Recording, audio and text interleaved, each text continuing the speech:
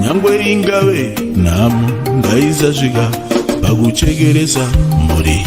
Nyangwe urombo ngausasvika pakuchekeresa kwere.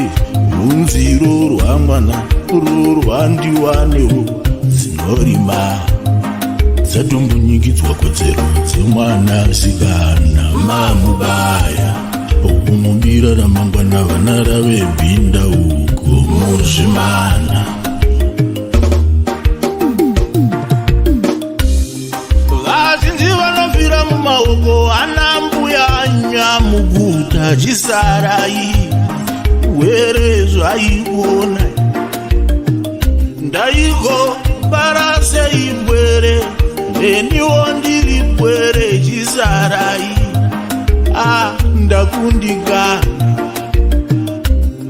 gamuchira imwe awake changamirei. Yanga iri ndimurwai shuba ikaramba kuputikai. Nekumakereke matinyanyira matiurayira ramangwana rake mwana uyu. Angadai ari dhokotera ari kweta kurukota paramende achamirira kwere ndiani dzinodzikinurwa rini uye nani.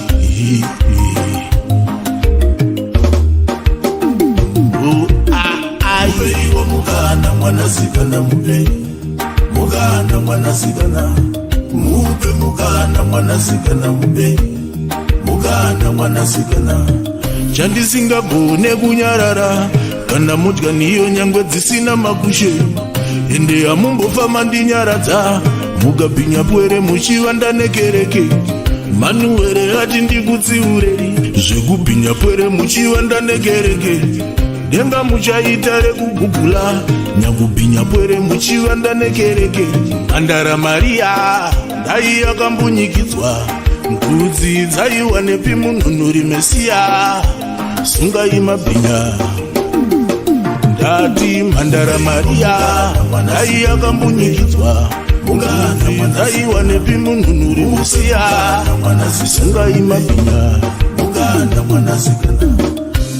Aishengeta nherera Dhokasi apiwa mukana Dhokasi akaenda kuhondo Dhibhora amupa mukana Bharaki ovamiririra vana Modhekai apiwa mukana Esta mupe mukana mwana oyo wake unonyunguka achiona vezera rake achindoka nguwanidze fana mwanasikana.